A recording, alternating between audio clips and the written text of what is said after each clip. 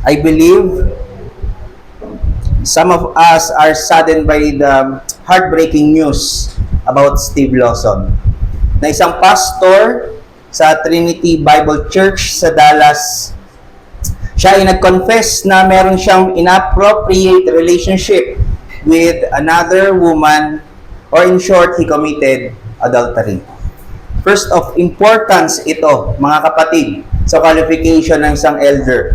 Sabi sa 1 Timothy 3:2-5, therefore an overseer must be above reproach, the husband of one wife, sober-minded, self-controlled, respectable, hospitable, able to teach. He must manage his own household well with all dignity, keeping his children submissive.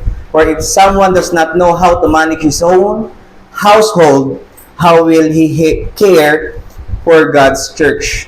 Nakita niyo po, bago pa man ang able to teach, nakita muna natin ang husband of one wife.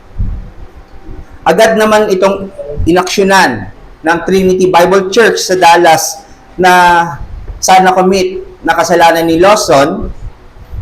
They removed Lawson to the office of eldership. They removed Lawson from all ministries and activities. They removed Lawson's compensation. Lawson has a very slim to none chance to preach again, and this is effective immediately. Though mataas ang pagkilala natin sa soberano or sa sovereignty ng Panginoon sa lahat ng bagay, and we can say na ito pa rin ay para sa kapurihan ng Panginoon, isa pa rin itong horrible situation dahil sa pag-commit sa dreadful sin. Hindi lang si Steve Lawson ang dinidil dito, at nawa hindi natin kinokondem siya kung tunay na siya ay Kristiyano, meron siyang nakatanggap siya ng grasya sa pananampalataya kay Kristo. Ito ang binigay sa kanya ng Panginoon na paraan para siya ay mas sanctify. Pero we can say na hindi lamang siya ang dinidil dito at sinasanctify, ito rin ay pagdidil sa buong Trinity Bible Church. Isang warning na ito na hindi dapat makampante sa status natin. Dapat tayo ay maging watchful sa ating pamumuhay. May tendency talaga tayo na ma-out of track. Kung di tayo magiging watchful sa ating mga gagawin, mga sasabihin, yung ating guard ay hindi natin palagi na isusuot, ay may posibilidad na tayo ay mahulog sa kasalanan. Kaya tayo ay palaging mag-guard. Wait lang. Kaya lagi tayong mag-guard. Ang maging on guard palagi ang lahat ng bawat isa sa atin, hindi madali pero posible dahil sa banal na spirito. At dahil sa nangyaring ito, mga kapatid, asahan natin ang paglipanan ng persecutions sa church or sa Christianity. Isa na naman itong suffering sa church na kailangan harapin, na kailangan tugunan ng katotohanan at kabanalan. And this is our sermon this morning sa Romans 8:17. Ipapakita dito ni Paul na ang church at ang mga Kristiyano ay hindi exempted sa sufferings na ito. Kung matatandaan natin, last sermon sa verses 14-16, nilatag ni Paul na kaya pala dumadaan sa sanctification ang mga na kay Kristo ay nakatanggap sila ng spirit of adoption. Nilinaw ni Paul na pinapabanal ng banal na spirito ang lahat ng believers kasi sila ay mga anak ng Diyos. So it is very clear, hindi lang tayo pinawalang sala, pinalaya sa parusa, tayo rin ay kinupkop at tinuring ng mga anak ng Diyos. Binigyan niya tayo ng karapatan na magkaroon ng full access at paglapit sa Ama through prayers, na malaman natin kung gaano siya ka-affectionate sa atin, sa relationship niya sa atin, at tinuturo niya sa atin na dapat ganun din ang ating maging affection sa Ama. Kung paano ang pagturing ni Kristo sa kanyang Ama, malaya rin tayo ngayon na ganun din ang pagturing natin sa Diyos bilang ating Ama. At di pa natapos si Pablo dito, mga kapatid. Sa pag-aaralan natin ngayon, Hindi lang affection, hindi lang full access ang benefit ng anak ng Diyos ang nakuha natin, pero binigyan din tayo ng Diyos ng inheritance o karapatan para maging partaker or sharer kung ano ang meron si Kristo, kung ano ang meron ng Diyos. Napakaganda ng passage natin ngayon, mga kapatid, kasi in-establish ni Pablo ang Christians ng purely assurance, spiritual assurance, mula sa nakaraan, sa benefit na binigay sa atin ni Kristo sa kanyang pagkamatay sa krus, at ngayong kasalukuyan na pagbabago sa atin ng banal na spirito, binabaling naman tayo ni Pablo ang ating focus papunta sa hinaharap, sa future glory. Pinapakita niya dito yung grandeur at greatness ng plano ng Panginoon sa lahat ng mananampalataya. Gusto niya na mamangha tayo kung gaano ka-majestic, kung gaano ka-magnificent, kung gaano ka-splendor ang kapangyarihan at katalinuhan ng Diyos. At nawa ito ang aim natin ngayong umaga, na mas makita natin, mas ma-appreciate natin ang lahat ng facet ng salvation blessings at kung paano niya isinasakatuparan ang mga plano niya sa atin. At praying na makatulong sa lakad natin, sa ating Kristiyanong paglakad, mas maging matibay tayo at magdulot ito natin ng zealousness sa ating pagsamba sa Diyos at ma-enjoy natin ang pagiging church, pagiging anak ng Diyos, kahit pa tayo ay nasa pagsubok. At ganoon din, mga kapatid, sa mga wala pa kay Kristo ngayon, nawa ay marinig mo ito. At sa awa ng Diyos ay makita nyo ang beauty ng gospel blessings at praying na mas makilala nyo si Kristo at malaman ang kanyang ginawa. Let us read our passage today, Romans 8:17. Romans 8:17. Ayun. And if children, then heirs, heirs of God, and fellow heirs with Christ, provided we suffer with Him, in order that we may also be glorified with Him. This is the very word of God. Magpasa ko po tayo, mga kapatid. So, napansin niyo po ba yung word na if sa verse 17, and if children, no? At kung uurong pa tayo pabalik sa verse 9, 10, 11, and 13, makakabasa pa rin tayo ng mga word na if. So we can understand na ito ay pagpapakita ng contrast sa dating nature ng isang na kay Kristo at ngayong, or isang dating nature ng isang wala kay Kristo at ngayong siya na ay na kay Kristo. So parang ganito yung sinasabi sa verses 9 to 13. Kapag ang Espiritu, kapag ang Espiritu ay nananahan sa iyo, ikaw na ay hindi nasalaman.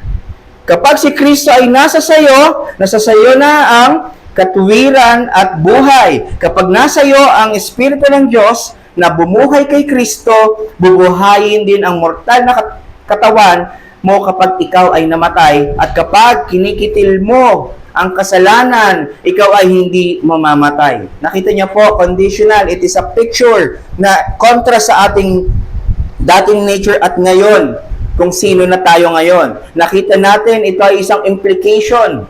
Muli, hindi ito isang utos para tayo ay maligtas, pero isang paglalarawan ng isang tao bilang na kay Kristo at merong banal na spirito. So, dito sa passage natin, sa verse 17, ganito rin yung sinasabi.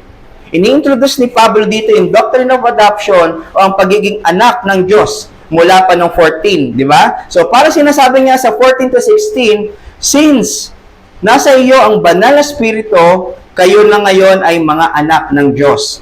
Pagdating sa 17, at kung kayo, kapag kayo ay anak ng Diyos, kayo ay isa ng tagapagmana. Tagapagmana ng Diyos at kasamang tagapagmana ni Kristo. Gusto ko lang makita yung beauty ng pagiging tagapagmana or isang heir. Ang pag sinabing tagapagmana, ang namimili ng pamamanahan o at nagde-decide ng kanyang ipapamana ay yung mismong taong nagpapamana. Di ba? Wala naman, pamana mo na sa akin to. Wala. Ang standard, ang nagpapamana, ang nagpumipili at namimili ng kanyang ipapamana. Siya yung nagde-decide, no? So, meaning, hindi ka magtatrabaho para ikaw ay magkaroon ng pamana. Ito ay pasya ng isang tao sa family para ikaw ay pamanahan ka, at kung siya ay pumanaw, babasahin ng last will and testament, at pwedeng ito ay bahay, pera, ari-arian, at lahat yan ay libreng ibibigay sa'yo sa napili or ibibigay niya sa napiling tagapagmana. So, ganun din dito sa sinasabi ni Pablo sa inheritance sa Panginoon. Ang Diyos ang namili kung sino ang pamamanahan niya at kung ano ang kanyang ipapamana. Hindi rin ito pinagtrabahuan ng kahit sino, pero ito ay resulta ng natapos na trabaho ni Kristo sa krus. Nakita po ba natin yung contrast doon? Kung ikaw ay anak ng Diyos, ikaw ay tagapagmana niya. So meaning, kung hindi ka anak ng Diyos, di ka niya tagapagmana. At ibig sabihin lang nito, kung ikaw ay hindi anak ng Diyos at hindi tagapagmana, ikaw ay may ibang tangan-tangan o daladalang mana. Iba ang yung minana sa ngayon. At ito ay yung minana mong sin at corruption mula kay Adan. At ang hatid ng pamana na ito, na mana natin lahat ng tao by default ay condemnation, parusa, at kamatayan. So may dalawang kategory ang isang tao. Ang taong daladala ang kasalanan at kamatayan na pamana ni Adan, at yung isa namang tao na mga anak ng Diyos na tagapagmana ng buhay na walang hanggan at kaluwalhatian ng Panginoon sa pamamagitan ng ikalawang Adan, at ito nga si Jesucristo. So saan kaya tayo dito, mga kapatid? Ano ang tangan-tangan nating pamana ngayon? Ano ang bit-bit natin? Ano ang tinetreasure nating pamana? At kung ang sagot mo ay ikaw ay tagapagmana ng Diyos at kasamang tagapagmana ni Kristo, sabi sa Romans 8:17 muli, and if children, then heirs, heirs of God, and fellow heirs with Christ, provided we suffer with Him in order that we may also be glorified with Him. So meaning, if we profess na we are children and heirs of God and co-heirs with Christ, inescapable ang sufferings. Sharer at partakers tayo ng sufferings ni Christ. At hindi ito matatakasan. Hindi ito pwedeng hindi madaanan. Pero ang pangako ng Panginoon, may sufferings nga tayo ngayon, dadaan nga tayo sa pagsubok ngayon dito sa mundo, pero take heart, may naghihintay na glory sa atin. Kung tayo ay partakers ng sufferings ni Christ ngayon, wala tayong pwedeng pundahan, kundi ang glory.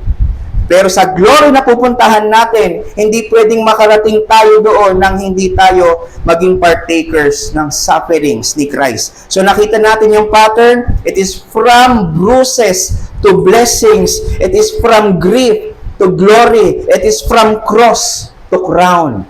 So dito natin kukunin ang dalawang puntos natin ngayong umaga. Una, children of God will inescapably have suffering with Christ, and children of God will surely have future glory with Christ.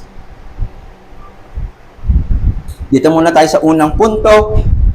Children of God will inescapably have suffering. Karamihan sa mga Christians, ngayon, sa mga nakaraang mga taon, ayaw pag-usapan ang tungkol sa sufferings. Dahil para sa kanila, ito ay negatibong bagay para pagtuunan ng pasin.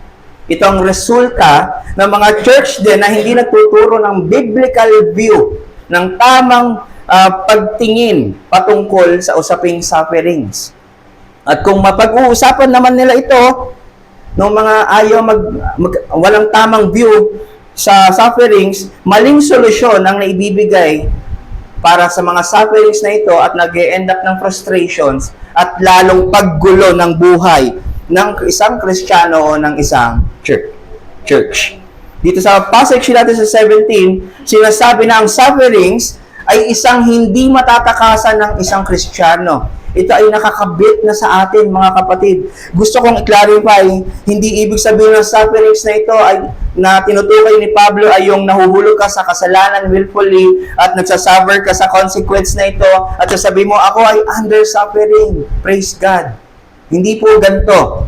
Sabi ni John Calvin, for whomever the Lord, from whomever the Lord has adopted and deemed worthy of his fellowship, ought to prepare themselves for a hard, toilsome, and unquiet life, crammed with very many and various kinds of evil.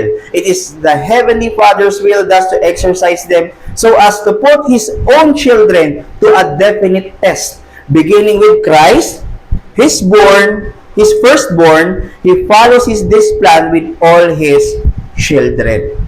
So meaning, ang nasabi or na tinutukoy ni Pablo na suffering dito ay yung napagdaanan na suffering ni Christ. Si Christ ay hindi nahulog sa pagkakasala. Pero siya ay lumaban sa temptation kasama sa sufferings na kailangan nating gawin, i-partake. Ang pagsubok na sinasabi dito ay yung suffering na nakasentro sa buhay ni Kristo. In fact, sinabi ni Jesus, ang lahat ng susunod sa Kanya ay makakaranas ng pagsubok. Sabi sa John 15:18, if the world hates you, know that it has hated me first before it hated you. Christ here is implying to His followers that they will indefinitely be hated and persecuted. Hindi niya sinabi na pag ikaw ay sumunod sa akin, ginhawa ng buhay ang mararanasan mo. Hindi po. Sabi, ipe-persecute ka. Sabi rin ito ni Apostle John sa 1 John 3:13, do not be surprised, brothers, that the world hates you. Huwag kang magulat. Kung ayaw ang pagtatawanan, pag tayo ay minamak, pag nagsasalita tayo ng mga katotohanan, sa pamilya pa lang pag tayo ay nagyaya ng Bible study, ayaw nila makinig. Napipilitan. Kasi nga, ito ay usapin ng spiritual. Na kahit ang beloved na apostol, si John, nakaranas din ng hatred ng mundo. Pero ang naka-accomplish dito, mga kapatid, ang lahat ng magsasuffer kay Christ, for Christ's sake, will be saved. Sabi sa Matthew 10:22, and you will be hated by all for my name's sake, but the one who endures to the end will be saved. Again, hindi meaning nito na kapag nag-endure ka ng sufferings, ikaw ay maliligtas. Pero napagpapakita na kung sino ang nagdumadaan at nag-endure ng pagsubok sa ngalan ni Kristo, isang ebidensya na sila ay maliligtas sa dulo dahil in the first place, sila ay ligtas na. Ang punto, belongingness to Christ has the participation in His sufferings.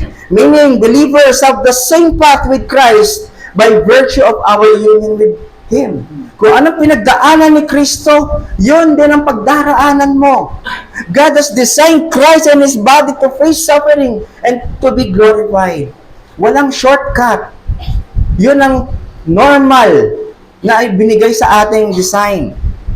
Sabi nga sa Philippians 1:29, very explicit, for it has been granted to you that for the sake of Christ, you should not only believe in Him, but also suffer for His sake. Meaning, nakadesign tayo, dinesign tayo ng Diyos, hindi lang para maniwala, hindi lang para mag-amen, pero mag-participate sa sufferings ni Kristo, sa ginawa niya. Seemingly chaotic ang suffering, pero ang good dito ay God is in control. As Christ suffered here on earth, tignan niyo po si Kristo, bago pa lang siya pinanganak ni Mary, may nagtatangka na pumatay sa kanya. Nung siya ay nagpe-preach na ng gospel, nire-reject at ina-accuse siyang blasphemy of the devil ng mga Pariseo at Saduceo. At even ang mga kapatid niya ay hindi naniniwala sa kanya. Tinutuya pa siya. Dumating pa sa punto na siya ay gustong batuhin hanggang mamatay. Andyan din yung pinagkanulo siya ng follower niyang si Judas para ipagpalit lang sa 30 pieces na silver. Andyan din ang pag-deny sa kanya ng mga tinuturing niyang mga kaibigan. Tinuring ng mga kaibigan. Si Peter, na nagsabi sa kanya na hindi niya hahayaan si Kristo na may mangyari masama. Tinakwil niya si Kristo. Iniwan niya nung inaresto si Kristo, nagtago at inabandona.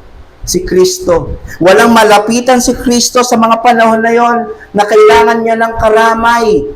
Dahil kailangan niya ng karamay, hanggang hinatulan si Kristo na makulong sa kasalanan na hindi niya naman ginawa, pinahirapan, hinampas, nilatayan sa lahat ng parte ng katawan, hinubaran, dinuraan, pinagtawanan, hinamak ng lahat ng mga taong nakapaligid, kinoronahan ng tinik. At dumating na yung oras na pupunta siya sa Golgotha kung saan ipapako siya sa krus. Maraming dugo na ang nawala sa kanya. Wala siyang kain simula pa nung Last Supper. Maraming latay at sugat ang kanyang iniinda. Pero pinapasan pa rin niya or binigay pa rin sa kanya ang mabigat na krus para pasanin sa kanyang mga balikat. What a great picture ng gagawin niyang paglalagay ng mga kasalanan at sumpa natin sa kanyang mga balikat. Papasanin niya itong napakabigat na krus na to, na magliligtas sa iyo at sa akin. Ang krus na magdi-display ng galit at puot ng Diyos sa kasalanan at mga makasalanan. Ang krus na magdi-display ng pag-ibig ng Diyos sa makasalanan, at ang krus na magdi-display ng kaluwalhatian ng Diyos kay Kristo. At habang buhat-buhat niya ang krus ng Kalbaryo, walang kahit isang disciples nag-bear ng kanyang cross. Walang may gusto, lahat ay natakot dahil baka may madamay at mapahamak. No one lifted a finger to help him. Meron namang tumulong, pero dahil pinwersa lang ng mga kawal, ito ay si Simon or si Simon na isang Cyrenian. Kung hindi pa siya oobligahin, kung hindi pa siya pwersahin, walang makakatulong si Kristo. Walang tutulong talaga sa kanya. Ganito ang suffering na nakuha ni Kristo, ang nangyari ni Kristo. Alam niyang ito ang sasapitin niya. Kaya ganun na lang yung prayer niya sa Gethsemane, na kung maaari, di niya inumin ang kopa ng puot. Pero dahil ang kalooban niya ay sundin pa rin ang Ama, sinabi niya, hindi ang kalooban ko ang Amang masunod, pero ang maganap ay ang iyong kalooban. Seemingly chaotic situation, pero our God, our good God is in control. We know that God allowed that moment to happen para makapag-produce ng hope. Yun ay nangyari, inalaw ng Diyos para makapag-produce ng beauty, para makapag-produce ng kaayusan at kaligtasan. Ito yung magandang balita, ito ang gospel, ito ang kanyang pinagsakripisyohan, ito ang pinaghirapan niya. Siya ay nag-suffer para sa lahat ng mananampalataya ay magkaroon ng kaligtasan. Kaya ang challenge sa atin, mga kapatid, we must reflect the gospel in the midst of suffering. We have to reflect the gospel. Ang problema, we refract instead of reflecting the gospel when in trials. Church, ganito tayo. Madalas tayong ganito. Yung mga apostol nga na tumakbo, tumalikod sa kanya, katulad din tayo. Natakot mag-suffer para kay Kristo. We hate suffering. We love to deny Christ, and we hate to deny ourselves for Christ. At kadalasan, naobliga tayong sumunod at mag-bear ng cross kahit wala sa loob sa atin dahil inutos na parang si Simon ng Cyrenian. Dahil we hate bearing our crosses, gusto na natin ngayon crown na agad, glory na agad, gusto natin shortcut, wala nang sanctification, wala nang pagtindig sa pananampalataya. Bakit? Para sa ating self-made comfort, self-designed na security, at for self-gain glory. Gusto natin comfort lang. Gusto din natin hindi tayo nahihirapan para sa Panginoon. Gusto natin walang persecution. Kaya di tayo bold enough sa school at sa office na ipamuhay si Kristo.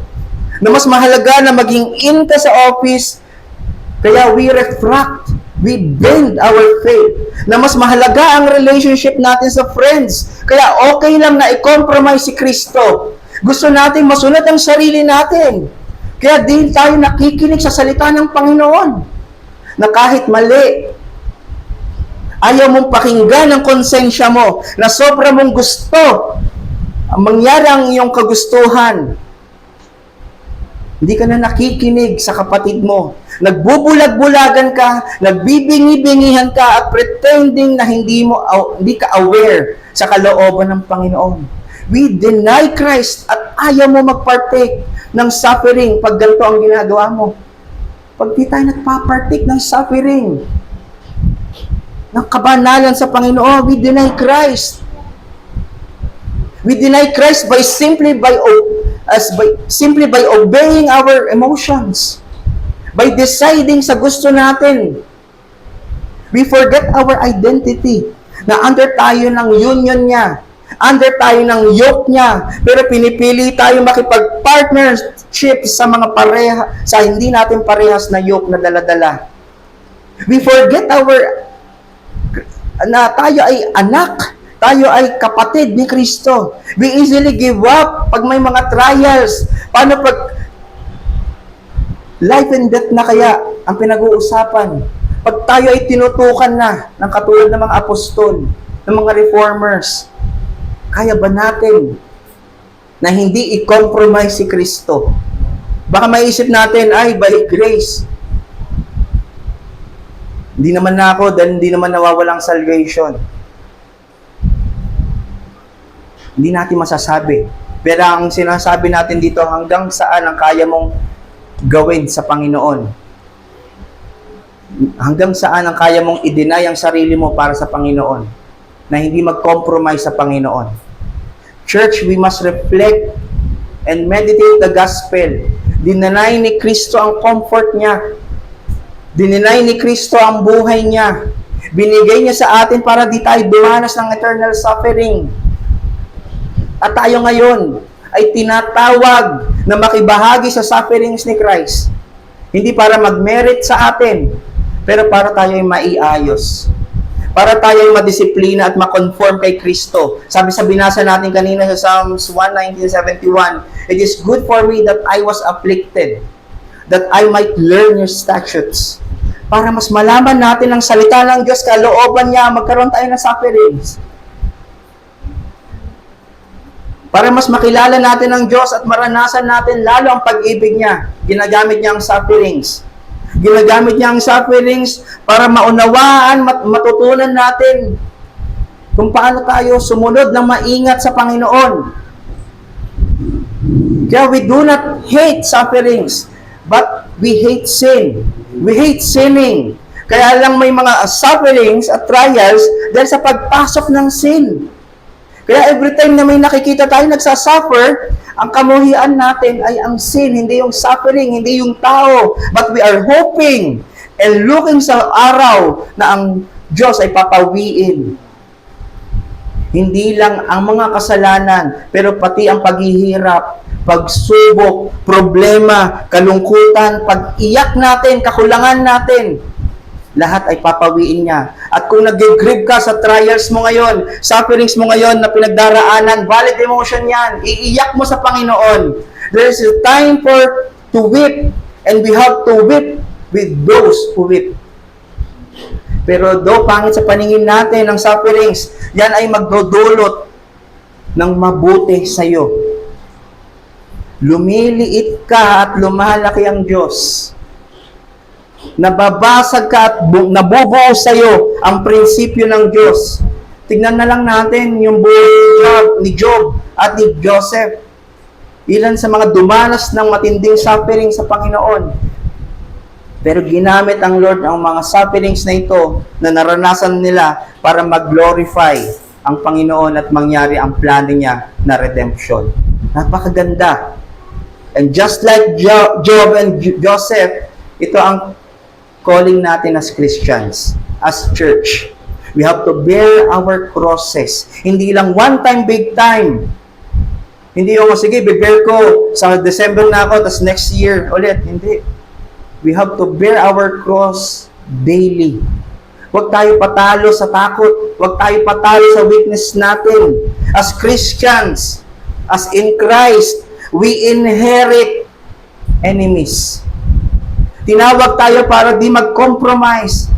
Pag tayo ay ginigera ng mga kalaban natin, tinatawag tayo para ma-identify tayo kay Kristo. At kasama nga dito ang pagsubok at paghihirap. Na kahit hirap na hirap ka, gustong-gusto mo ng mawala sa or gustong-gusto mo nang masira sa kabanalan, aawatin mo pa rin ang temptation na yun.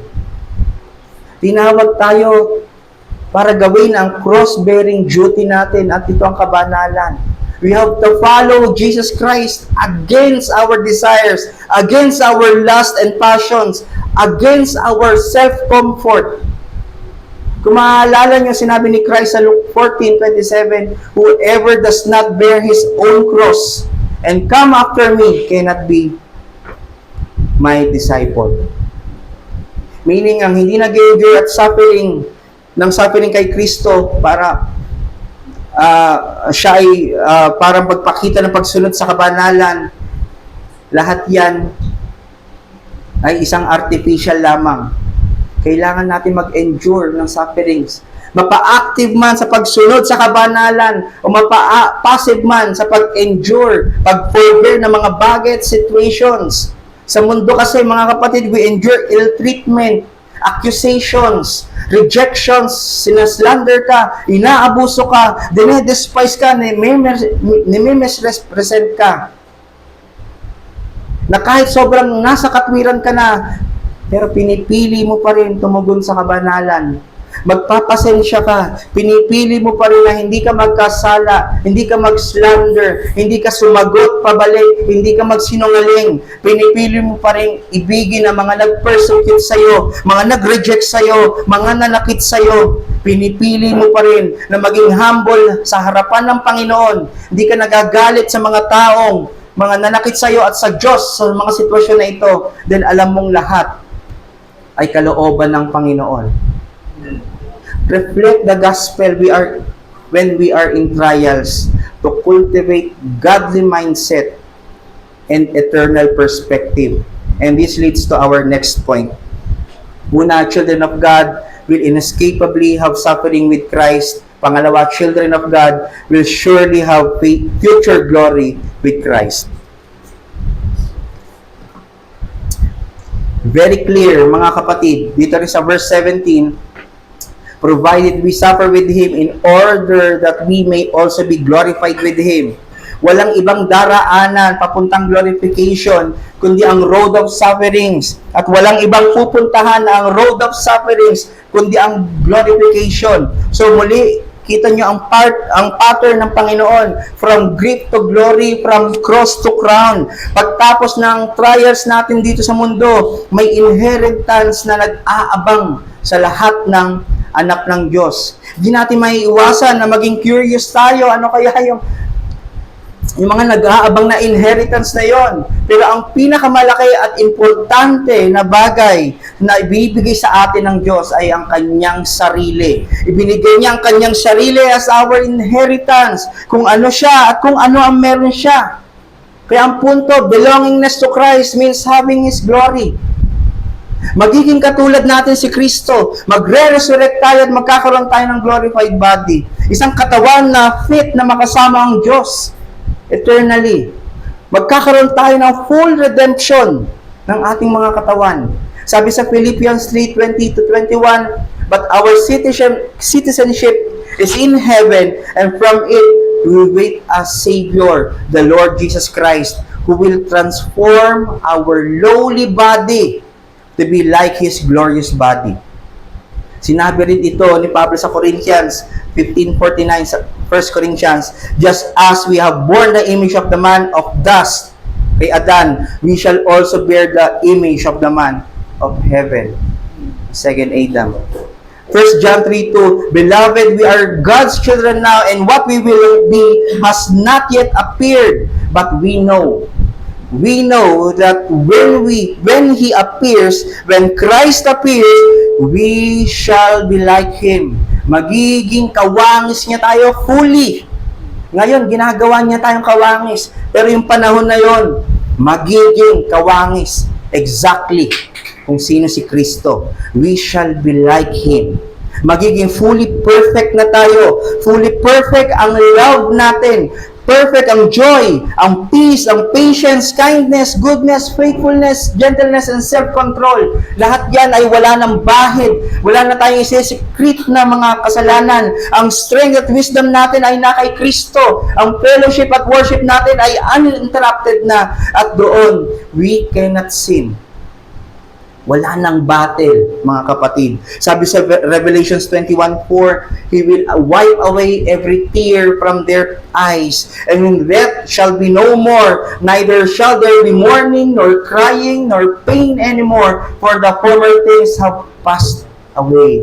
Magiging ganito na ang kalagayan natin sa mga panahon na yon. Kaya kung may sufferings ka ngayon kay Kristo, kung ikaw ay umiiyak para kay Kristo, ikaw ay mapalad, magsaya ka dahil doon ay papawiin ni Kristo. At sa lahat ng mga wala kay Kristo na umiiyak ngayon, same scenario, may sufferings, ikaw ay walang pupuntahan kundi sa eternal na pag-iyak at pagdurusa at sufferings. Kung ikaw ay nagtitis naman ngayon dahil sa sitwasyon mo para kay Kristo, the Bible tells us na may pag-asa. It is not the end of the road for you, but it's just a road for your betterment in Christ. Parang si Christ, kahit alam niyang nagsuffer siya ng matindi, siya ay mamamatay, hindi siya nag-refract, hindi binend ang kanyang paniniwala at pagtitiwala sa Ama. When He resurrected, hindi na inalala ni Kristo kung gaano siya nagsuffer. Hindi niya sinumbat sa mga apostol, nasan kayo nung kailangan ko kayo? Nung inabandon niyo ako, nasaan kayo? Hinahanap ko kayo. Wala man lang tumulong sa akin na magbuhat ng krus. Hindi niya sinabi to. Pero ang ginawa niya, full of love. Nagbigay pa siya ng comfort. Ang tingin niya ay forward. Yung plano at pangako sa kanya ng Diyos. Hindi siya nag-dwell sa sufferings. Nag-spend pa nga siya ng 40 days to minister sa mga apostol, to call them brothers, brethren, to commission, at sinabi niya, I ascend to the Father. Nagpaalam pa siya ng matiwasayin. Yung paalam na yon ay walang galit, walang deceit, walang sama ng loob. Pero pag-comfort at pag-assure sa kanila na kasama nila si Jesus hanggang sa katapusan ng araw. Katulad ng isang anak na nanganak or nanganganak, di nagdedwell sa sakit na nararamdaman. Kasabay ng pag-iyak niya sa panganganak, sa bawat pag-iri niya, sa bawat sakit na nararamdaman niya dahil sa sanggol na nasa kanyang tiyan na palabas, kasabay naman nun ay excitement at galak na makita niya ang kanyang anak. Hindi niya sinusumbat yung hirap sa pag-iri sa anak, ang hirap mong iiri. Pero ang binibigay niya ay pag-ibig, pag-aruga. Binigyan niya agad ng gatas na hindi naman hinihingi ng sanggol. Na yun ang nagkokos sa kanya. Na kahit ang sanggol ay nagkos sa kanya sa bingit ng kamatayan, binubuhay pa rin niya ang sanggol na yun. Nakita niyo po si Kristo namatay para sa atin, para buhayin tayo. It is necessary for Him to die, for us to live. Ito ang gospel. Nagpo-produce ito ng mga tao nag-endure ng sufferings with joy and hope. Sabi sa Romans 5:3-5, not only that, but we rejoice in our sufferings, knowing that sufferings produces endurance, and endurance produces character, and character produces hope, and hope does not put us to shame because God's love has been poured out into our hearts through the Holy Spirit who has been given to us. Itong pagkakaintindi ni Pablo sa sufferings. Maging sa mga forefathers natin. Maging sa mga reformers. Maging sa mga Puritans. Tignan na lang natin si John Owen. He suffered for Christ's sake.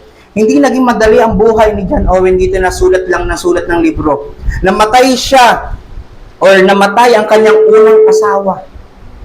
At sa 11 niyang anak, 10 ang namatay sa early age. Ang estimate pa nga or average ng pagkamatay ng kanyang mga anak ay every 3 years. At yung nag-iisang nakasurvive at nakatuntong ng adulthood, namatay din. He was persecuted dahil hinohold niya na yung non-conformist is isang non-conformist. Hiwalay ang state sa church.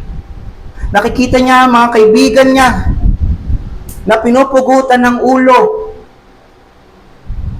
dahil sa persecution. Pero hindi siya tumigil sa pagsusulat, pag-preach. Pero sa providensya ng Diyos, he was not arrested kasi magaling siya. Ginamit yung galing niya sa politics. Aral kasi si John Owen. Kaya nagpatuloy siya sa pagsusulat ng libro. At meron siyang tinutulungang kaibigan na lumabas ng kulungan. Pero hindi niya na inabot yung paglaya ng kaibigan na yon dahil siya ay namatay noong 1683. Sino yung kaibigan na kanyang tinutulungan na nakakulong? Ito ay si John Bunyan. At ang kaibigan na tinutulungan niya na nakakulong na si John Bunyan, kung si Owen ay aral, si Bunyan ay hindi. Dahil sa kahirapan. Pero tignan natin yung suffering din ni Bunyan. Namatay ang kanyang ina, kapatid na babae sa loob ng 1 buwan. Naglilingkod siya sa militar at namiligro ang kanyang buhay nung siya ay isang sundalo. Bulag ang kanyang unang anak. Ang kanyang unang asawa ay namatay. Inaresto siya sa pagdadalo ng isang religious na pagtitipon o pagpipreach sa isang simbahan. At hindi ang laman ng simbahan na yon o ng fellowship na yun ay 5 lang. At hindi siya umattend sa parokyal na doon dumalo. Iniisip tuloy nila ay nagbabalak sila, nagpaplat sila na may gawing masama sa hari. Inaresto siya sa pagpipreach. 12 years of imprisonment dito sa Bedford County Gaol. Pero sa pagkakakulong niya, dito niya naisulat ang grace abounding to the sinners. At dito niya rin nasimulan sa kulungan ang Pilgrim's Progress. At namatay ang kanyang anak sa pangalawang asawa dahil sa miscarriage. Nung siya ay nakalaya sa pagkakakulong, di niya na nabutan si John Owen dahil namatay na si John Owen, nagpatuloy pa rin siya sa pagpipreach. At noong taong 1688, mga kapatid, habang papunta siya sa isang pastoral oversight, sa pastoral visit, dahil sa pag-aaway ng member niyang mag-ama, naabutan siya ng isang matinding ulan, mapangit na panahon, at doon ay nagkasakit siya, at matinding sakit ito na nagdulot sa kanya ng kamatayan. Noong August 31, 1688, siya ay inilibing sa Bunhill Fields, malapit sa pinaglibingan ng kanyang kaibigan, si John Owen at si Thomas Goodwin. Napakagandang balikan ang mga storya nila. Kung paano nila tinindigan, meditate ang gospel, they suffer din sa gospel for the sake of the gospel. Kasi nakikita natin, yun ang resulta talaga ng gospel sa isang tao, sa isang buhay. Napapakita sa atin na ito yung tamang lapat ng gospel, kung ano ang itsura ng self-denial. Makikita natin providentially sa mga ginamit ng Panginoon ng mga oras na iyon. Pagpapakita ito ng pag-decrease sa kanyang sarili at pag-increase ng Panginoon. At dahil sa mga pagsubok nila sa persecutions, nakaproduce sila ng maraming mga teachings, mga libro. Nakikita natin ngayon ang itsura ng ano bang pag sinabing namumuhay kay Kristo, ano ba ang pagpatay sa kasalanan, ano ba ang sanctification, ano ba ang pagsunod kay Kristo. Natututo tayo, nare-rebuke tayo. Nakikita natin na napaka-petics natin kumpara sa kanila. Katulad nga ni Bunyan, sa sinulat niya sa kulungan, sa Grace Abounding to the Chief of Sinners, sinabi niya doon, it was for the word and the way of God that I was in this condition. I was engaged not to flinch a hair's breadth from it. It was my duty to stand to His word, whether He would ever look upon me or not, or save me at the last. Wherefore, thought I will leap off the ladder even blindfolded into eternity, sink or swim, come heaven, come hell. Lord Jesus, if you will catch me, do. If not, I will venture for your name. Ito ang pananampalataya. Ito ang resulta ng gospel. Ito ang Christianity. Ito ang pagiging isang anak ng Diyos. Madali na lang natin sabihin na ako ay anak ng Diyos. Pero ganito pala, katindi, ang responsibility natin. Ganito pala ang role, ang itsura, larawan ng nakay Kristo. Hindi half-hearted. Hindi sala sa init, sala sa lamig. Hindi lukewarm. Hindi double-minded sa kanyang iniisip. Susunod ba ako o hindi? Walang double life. Ito ang tunay na pagtitiwala kay Kristo. Kahit sa sufferings. Sabi ni Banyan, He will lay His life for Christ's sake. Walang double thoughts. Pero buo ang loob niya na magpatuloy kay Kristo. Kahit pa sa madidilim na yugto ng kanyang buhay. Kahit sa punto ng kanyang kamatayan. Kahit nakikita niya walang kamay na tutulong sa kanya sa mundong ito. Kaya niya ibigay ang kanyang buhay. Dahil ang comfort niya, kahit yung kanyang kamatayan, ay pag-aari ni Kristo. At iyon ay hindi makakapaghiwalay sa pag-ibig sa Kanya ng Panginoon. So ang challenge, we must progress in Christ in the midst of sufferings. We must progress in Christ even in the midst of sufferings. Ang problema, we regress. Instead of pursuing progression in Christ, we do regression. Pag may mga pagsubok, we easily retreat. Pag may trials na, teka lang, nayuyugyug ang church, retreat muna ako, balik na lang ako pag okay na ang lahat. We easily surrender. Ayaw natin ng sufferings, ayaw natin ng kalungkutan dahil sa mga sufferings na ito. We compromise agad. We might think na yung mga nakikita natin ngayon sa mga churches, ang dami na nalang mga pagsubok, pwede tayong mapanghinaan.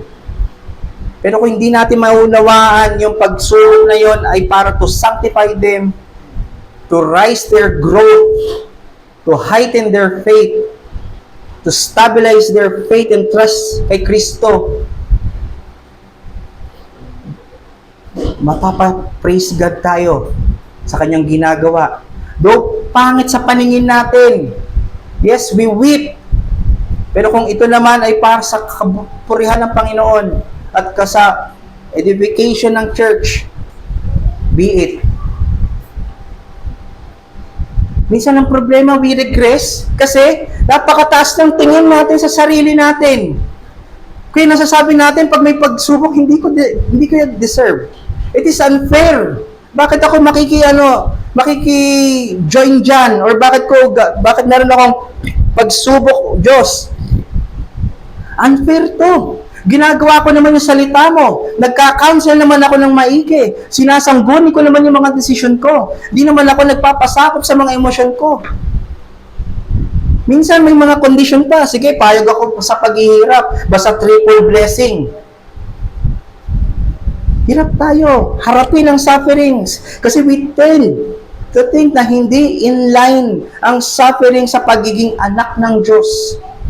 Kala natin, untouchable tayo. Minsan nalilimutan natin na ito yung na tayo ay nabubuhay para na sa Diyos, hindi na para sa ating mga sarili. Na katulad ni Banyan, kung ito ang kalooban ng Diyos, kahit ibigay pa natin ang ating buhay sa Kanya. Hindi natin naintindihan na wala dito ang glory sa mundo. Wala dito yung success. Wala dito yung fulfillment. Wala dito yung completion.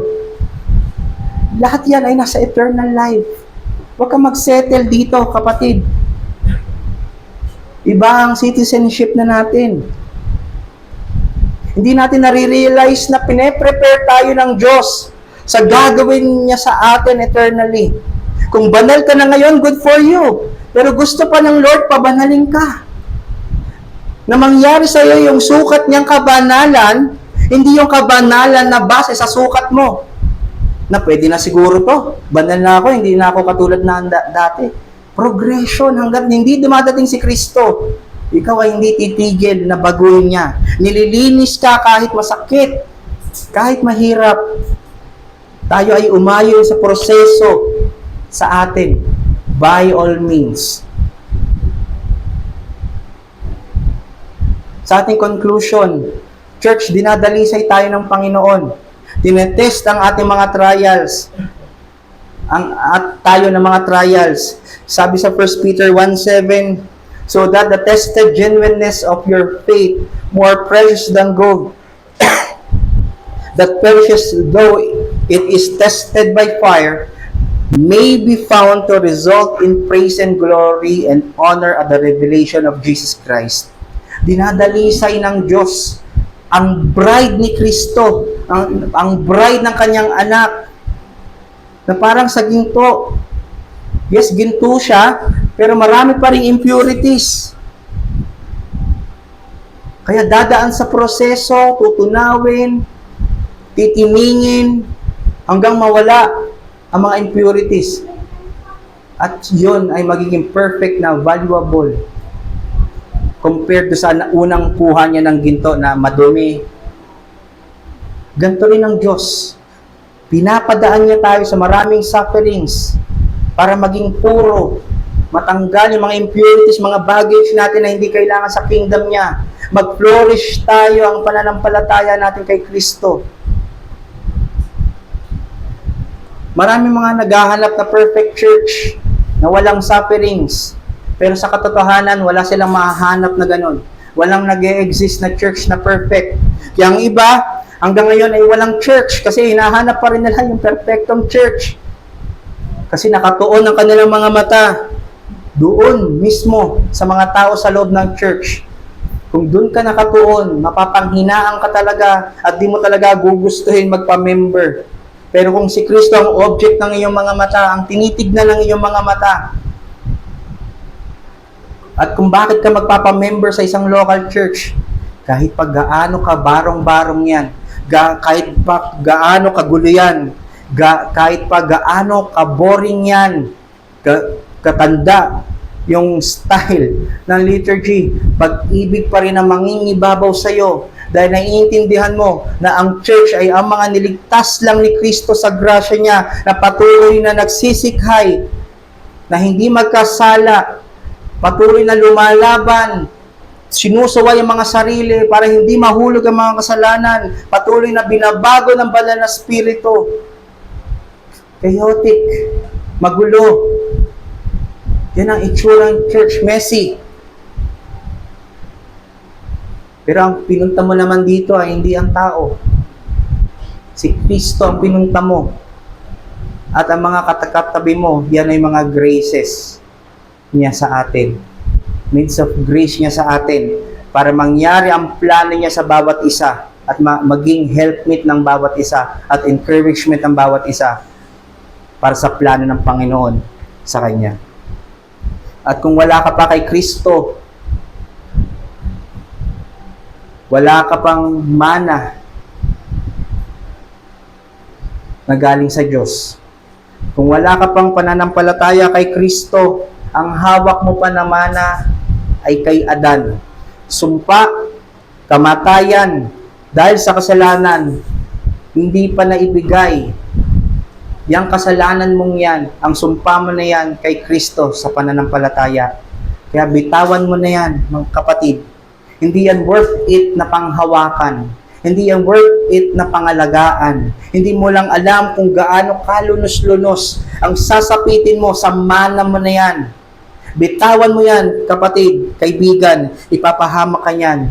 Maniwala ka kay Kristo na namatay sa krus para sa mga makasalanan na tulad mo at tulad ko. Pagsisihan mo ang mga kasalanan mo, hingin mo ang tawad ng Diyos, ang awa niya para patawarin ka at iligtas ka. Magsumamo ka ngayon, baka bukas ay huli na. At panalangin na makasama ka sa aming pananampalataya. I'm pleading to you, kaibigan, humingi ka ng awa at pagsisisi at i-grant ka ng kapatawaran ng ating Panginoon sa Lidea Gloria. Maraming salamat, Ama, Panginoon.